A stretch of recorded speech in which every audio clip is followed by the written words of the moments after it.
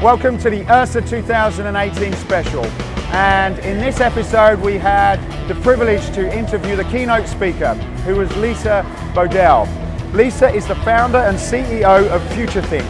It's an internationally recognized innovation, research and training firm.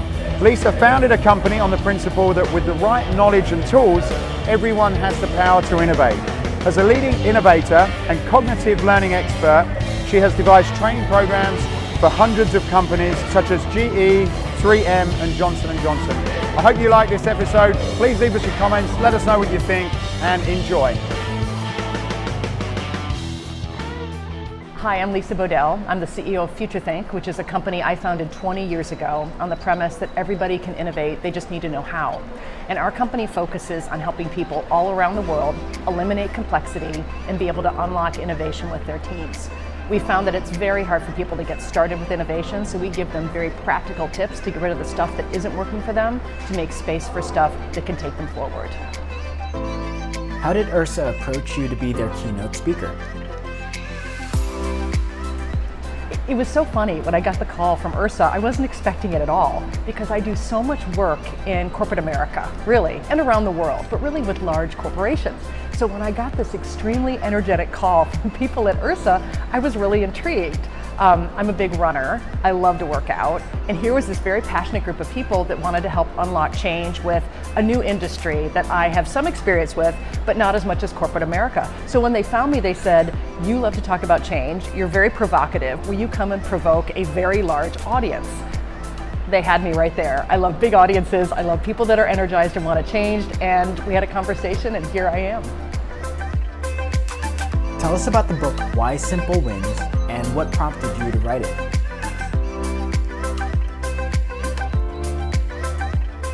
Why Simple Wins, I have to say, has been a complete passion project for me. My first book was called Kill the Company, and the reason I wrote that was people are stuck in their assumptions around how things have to work. And they weren't able to innovate because they weren't able to see forward of how they wanted to change their company, so I taught them how to kill it. Well, then I realized then it was killed, but all this crap kept coming back into their work all the time. And the real problem wasn't just they didn't know how to innovate, it's just complexity was bogging them down. And I wanted to tackle why do we choose complexity, which is a really interesting premise, right? We think that complexity is put on us. Actually, most of the complexity that we deal with every day is self-imposed and unnecessary. And the book Why Simple Wins helps people unlock what they do to create complexity and how they can embrace simplicity in their work by focusing, by being more decisive, and by really figuring out what is valuable work and what isn't worth their time. Why do you feel excessive complexity is so common in the workplace?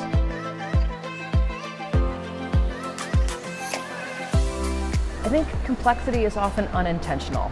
Right? We do it with the best intentions, but the results are unintentional. Complexity is in the workplace because we're moving so quickly. And it's easier for us to just build on what already exists versus stopping, planning, or questioning and doing something new. So it's that IT system, right, that we just build on top of that's really clunky until it becomes worse and worse and worse and worse. We had the best intentions, but unintentionally we create the beast that we become a slave to. I think that has a lot to do with it. The other thing that has a lot to do with complexity and why then it's so hard for us to find time to innovate is that we put these things in place that make things more complex out of fear. So it's one more email, it's including a few more people in the meeting, just in case. It's one more report, it's looking at the data one more time. And for small businesses, it's the same as big businesses, right? We do things unintentionally just to be safe when we really have to start to rely a little bit more on our gut along with that data or those reports. How important is culture when fostering simplification?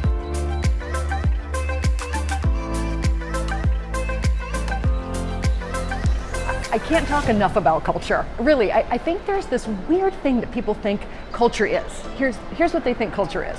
Culture, they think, is whiteboards and colorful walls and foosball tables and organic food in the cafeteria or whatever that might be, right? Drinks all the time with your colleagues. Those are very important things.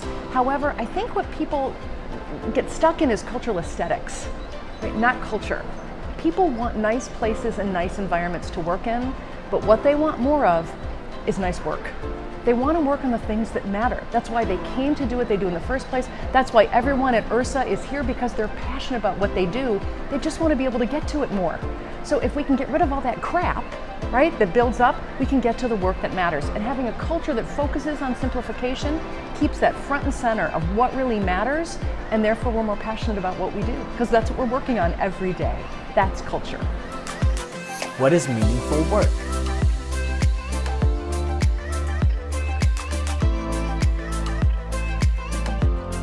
You know, this is an interesting question about what is meaningful work, because everyone always says, and people listening will understand this, I wish I was working on something bigger or better than this. But then when you ask them what that is, oftentimes people can't articulate it. They know what they don't want, but it's hard for them to articulate what do they want. So we do this great exercise with people, and we have them create a T-chart. And here's what they do. On the left-hand side of the T-chart, it's what you do all the time, right, in a normal week. And it can be things like, you know, emails and meetings and status reports. And you look at that list and here's what you find. A lot of it's not valuable. A lot of it's not getting you to your goals. And you have to really take a hard look at it and say, what can I stop doing here? Because this is usually internal stuff, right? Not customer stuff. On the right-hand side, you say, what do I wish I was doing, right? The valuable work. And what you typically find is it's hard for you to write it down. Like you start dreaming and you can only think of a few things, but they tend to be more important. They're more external focused, customer focused, and that's where you want to shift your time to. So if you really just write it down, where do you spend your time, and then force yourself to articulate what do you want to be working on, you can start getting that compass or shifting your time to more valuable things. What is the simplicity mindset, and how is that useful to a business?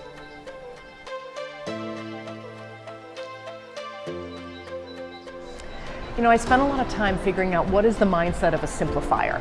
You know, everyone in the room that I talk to should know how to kill their own company, meaning how to get rid of the stuff that doesn't matter and figure out where they want to go in the future, and then make sure they have a mindset for simplicity so the bad stuff doesn't come back. And a simplifier, you know, a simplicity mindset is someone who's focused. They know exactly where they're going and what they want to get done. They're a risk taker. They know that not everything's going to be perfect, and they have intolerance for complexity. And what I mean by that is, they're not that person that just puts up with one report. They question everything, and they have literally an intolerance for anything that crops up like that, and are ruthless about getting rid of it. Your book talks about giving simple tools to get started. Why is simple so important? Simple is key because it's a competitive advantage. It used to be that size was so important, and many people listening to this, especially if they're smaller businesses, will say, yeah, but the big guys have so much more money, resources. That's true. But the good news, both for big businesses and small businesses, is that it's more about speed, not size, because people have access to so much more with technology, with data, with funding. It's a lot easier now to crowdsource stuff versus you could only succeed if you were big. So why is simplicity? Why is it so important? Because speed is greater than size. And if you are operating with complexity, and this is a special warning to big company people listening to this, you're in trouble.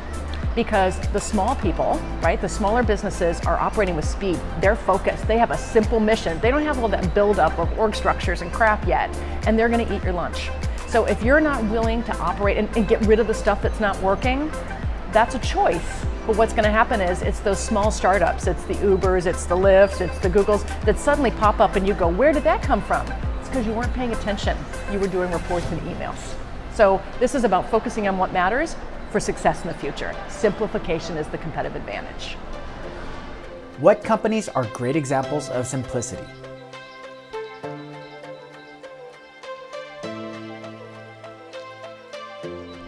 Oh gosh, there are so many great companies out there that really actively looked at embracing change by killing their company, right? Really becoming something that they didn't think they'd be, and embracing simplicity to sustain that. And I'll give you some examples.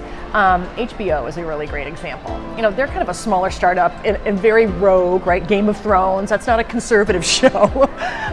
They're really rogue within the larger, you know, Time Warner or NBC kind of, or any type of Paramount, any type of culture. And what's really interesting about them is they ruthlessly, inside their company, kill stupid rules. And what I really like about that is they don't want things to kind of become callous and build up again. They constantly weed the garden to make sure that those weeds don't go back. And what they practice every month with their team is kill a stupid rule sessions. And everyone is invited to kill stuff, right? It's about getting rid of the crap. So I really like that HBO does that. Merck is another great example. So here's a large company, right? Large pharmaceutical company. And they have simplification teams.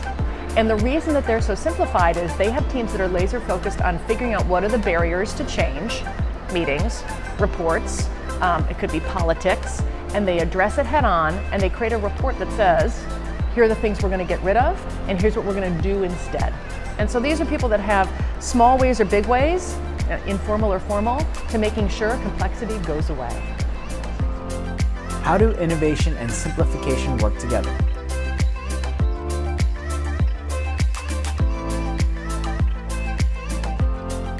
So here was the reason that I've written both of my books, right? Innovation is about figuring out your future, right? Embracing change and doing something new. That's why I wrote Kill the Company. I want people to practice what I call proactive obsolescence, right? Putting yourself out of business before somebody does it to you so you can be stronger. The issue why people can't get to innovation is because of complexity.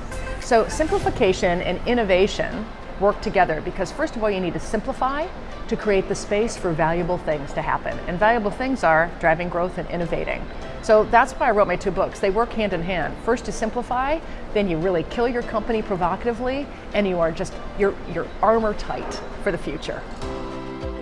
In what way can technology help to simplify business?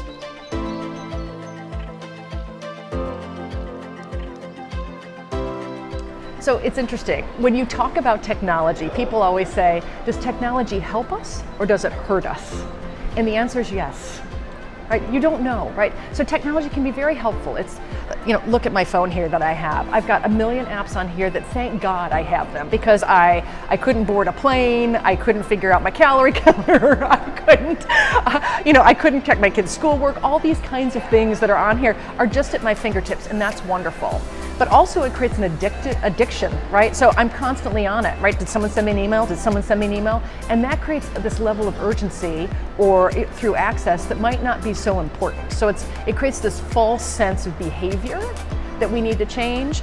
The other thing is complexity, especially in larger organizations. You know why people don't like the IT departments. Because of that, we keep building on top of and building on top of, and everything is so big and large and matrix that it just becomes harder to do what used to be very simple tasks. So to be honest, we haven't cracked the IT nut yet, and I don't think we're going to for a while until we kind of settle into what are the common technologies we're going to have. The key isn't about technology, the key is us as humans being able to roll with change in a way that's positive versus anxiety causing.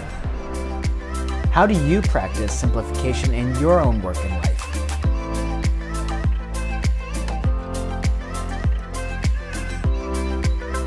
Oh my gosh. It's funny, I purge all the time. And people make fun of me, but if there's contacts that I have that are either old or toxic, I get rid of them. If there are emails that are just filling my inbox and I haven't gotten to them in the last X number of days or weeks, I delete them. If they are important, they will get back to me. Within my team, it's funny, we have this thing that we do every month. We do Kill a Stupid Rule, which I keep mentioning it, but it's just so easy and cathartic. And we actually create these little tombstones. Someone on my team did this and it was brilliant. We create these little tombstones and we get together, and when you do it the first time, it's so easy because there's so much crap to get rid of. But after a while, the good news is it starts to feel hard because you're like, well, we've already gotten rid of so much stuff. And ironically, we've been doing this for a while. Last month we did Kill a Stupid Rule, and every rule that we want to kill, we write on a little tombstone and we put it in our little graveyard. And the reason we do that is it's a visual way of looking at, we killed 12 rules.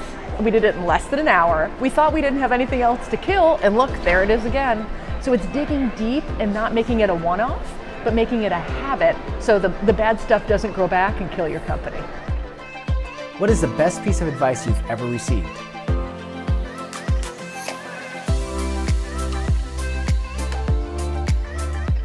The best piece of advice I ever received was it's not about the ideas, it's about the questions. And the reason I say that is because we're always told why things are done a certain way. And that's true, we have to function, right, as companies and individuals of how we like to learn best practices of how things are done, but then we fall into a rut. We think we're in a groove, but we're not in a rut. And we have to learn to question things, could they be done better? So someone once taught me, don't believe everything you hear. And you should question how things are done. And I have to say that's always stuck with me. And the reason I think that's important is, especially in my business, I wish people would stop brainstorming all the time, and I wish they would start question storming.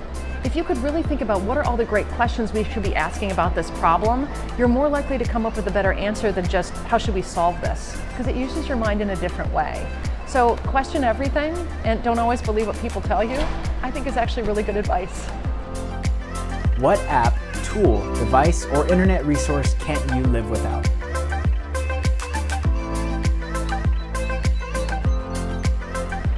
Everyone will ask me, what's your favorite tool, what's your favorite app is usually the question. And there's so many. And I think the easy answer is, I can't live without my phone. I can't live without my computer. But I'll tell you a story. This happened to me just a few weeks ago. I was at the airport. I live in New York. And I was rushing, as I usually am, to make a plane. And there was a snowstorm. All this stuff was conspiring against me, like perfect storm, literally. And I got through the TSA check, and I'm running my stuff through the machine, and I take my laptop out, my laptop wasn't there. And I literally wanted to look for the defibrillator. I couldn't find it. And I thought, oh my gosh, was my laptop stolen? You know that moment of panic because you get addicted to your devices? And I realized I left it at home. And yeah, it was this moment of, oh yeah, because I had planned to do all this work on the plane, and now I couldn't. And so you know what my favorite device became once I got through this agita of, oh my gosh, what am I gonna do? It's this. And I have to tell you, it's so dumb, but I realized that when I don't have my devices, or when I can't get online, especially when I'm on planes, I still write things down. And it really maps things to my brain, and it makes me think. And one of the things that I talk about now is that thinking has become a daring act. Because we spend so much time doing, not thinking, our devices make us do. But how people will get ahead, and especially those listening here, you're gonna have to get through that kind of detox, that addiction if you actually put your devices away and physically put them out of sight. That if you had a pen and paper or just a moment to think, you're really gonna crack that big picture problem that you keep saying you're gonna get to, but you never do, because you're doing and not thinking. Tell us about a time where you escaped your limits. I'll tell you a bunch of times that I've escaped my limits. And one of the things, especially the older you get, I feel like you reflect back on, how did I get here? And it wasn't a linear path. It's not like I was in third grade and I came home and I told my mom that, I decided I want to be a futurist. I want to be a public speaker. It never entered my mind. It's just kind of these happy accidents. And my happy accidents came from people telling me what I couldn't do. And I was always told that I wasn't strategic. And I have to tell you, if somebody said that about me now, they'd say, are you kidding? I'm a fairly strategic thinker. They also would have told you when I was younger, I'm not very creative. And the reason they told you that, because they saw me always doing things. I was very productive. So I didn't have the chance to do those other things. And I feel like the way I escaped my limits was by proving people wrong. And that's a good thing, right? Not proving people wrong, it's not an out of spite thing. It's a, hey, I don't believe that. I'm gonna actually show you that I can do it. And that kind of thing, that energy pushes you forward. It's like with athletes, right? If they said, there's no such thing as breaking the 4-minute mile, people would say, oh, you're right, okay, I won't try harder. That's not what it's about. It pushes you when someone tells you you can't do something to want to do more. So that's been kind of my journey. Someone had told me that they didn't believe that I would be good running a business, right? And I think that was out of their fear because they hadn't done it. And here I am 20 years later with my business still thriving. They're not doing that. So I'm glad that I pushed my limits and I questioned why people told me that. And that's how I got to where I am today. And lastly, how can we get in touch with you? Right. If people want to get a hold of me, and please do, because I'm writing my 3rd book, so I want them to write and tell me how do they simplify at work, how have they killed their company and embraced change because it's hard. Write me, first of all. My email is lbodell, so that's L-B-O-D-E-L-L, lbodell at futurethink.com. Or you can come to our website and actually send us an email there. You can find us on YouTube. We have a YouTube channel, which there's lots of great advice and videos of tips and tricks to how to start making simplification a habit or to actually kill your company. So I hope they'll check it out. Hey, I hope you enjoyed this podcast. If you did, then please go over to iTunes and subscribe to the Escape Your Limits podcast. Leave a review, leave a comment. It really would help us a lot to continue to keep these going.